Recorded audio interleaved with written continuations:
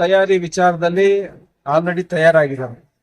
ಎಲ್ಲ ಕಾರ್ಯಕರ್ತರು ಸಹ ನನ್ನ ಅಭಿಮಾನಿ ಬಂಧುಗಳು ಟಿಪ್ಪು ಆಂಜನಪ್ಪ ಈ ಬಾರಿ ಚುನಾವಣೆ ನಿಲ್ಲಂತದ್ದಾಗಬೇಕು, ಅವ್ರು ಗೆಲ್ಸಂತದ್ದಾಗಬೇಕು, ಅವ್ರನ್ನ ಶಾಸಕರಾಗಿ ನೋಡಂತದ್ದು ಅವರ ಒಂದು ಮನದಾಳದ ಮಾತು. ಪ್ರತಿಯೊಬ್ಬ ಬೂತಲ್ಲೂ ಸಹ ಆ ಪ್ರೀತಿನ ನಾನು ತೋರಿಸ್ತಾ ಇದ್ದೆ.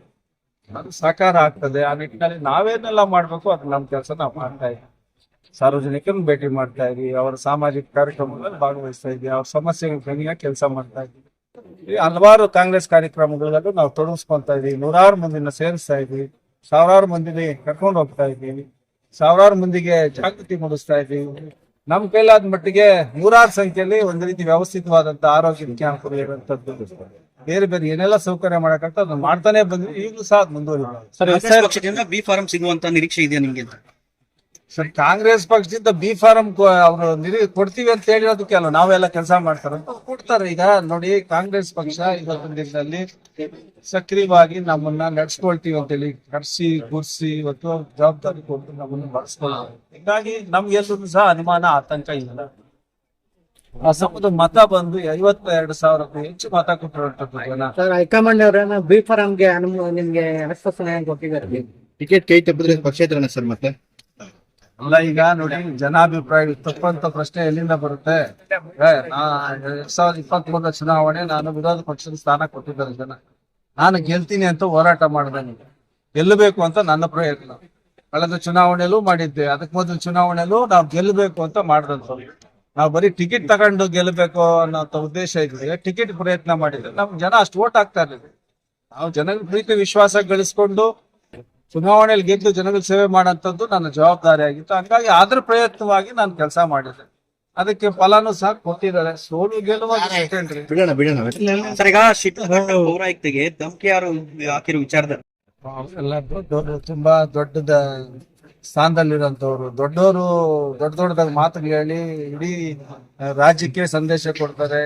ಪ್ರತಿ ತಾಲೂಕು ಮಟ್ಟದಲ್ಲೂ ಸಂದೇಶ ಕೊಡ್ತಾ ಇದ್ದಾರೆ, ನಾನು ನೋಡ್ತಾ ಇದ್ದೀನಿ. ಆ ಸಂದೇಶ ಕೊಡೋಂಥವ್ರು ಅವ್ರ ಅಭಿಪ್ರಾಯ ವ್ಯಕ್ತಪಡಿಸೋದಕ್ಕೆ ಈ ಸೋಷಿಯಲ್ ಮೀಡಿಯಾ ಇದು ಬಹಳ ದೊಡ್ಡ ವೇದಿಕೆ ಇದು.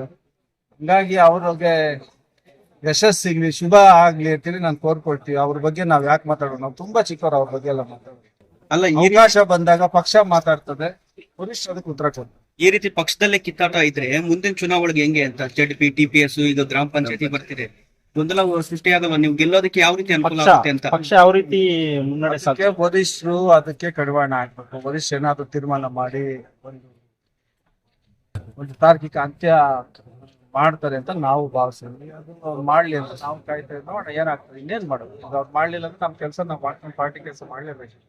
ಸರ್, SIR ಪ್ರಕ್ರಿಯೆ ಮುಗಿದ ನಂತರ 2000 ನೋಡಿ, ಬಿಜೆಪಿಲಿ ಗೊಂದಲದ ಕೂಡಾಗಿ ಕೂತಿದೆ. ನಾವ ಯುವಕರಂತ ಇವತ್ತಿನ ದಿನ ಮಾನ್ಯ ಮುಖ್ಯಮಂತ್ರಿಗಳು DK ಶಿವಕುಮಾರ್ ಕಾಲಿಗೆ ಚಕ್ರ ಕಟ್ಕೊಂಡು ಓಡಾಡಿ ಬಹಳಷ್ಟು ಸಕ್ರಿಯವಾಗಿ ಕೆಲಸ ಮಾಡ್ತಾ ಇದ್ದಾರೆ.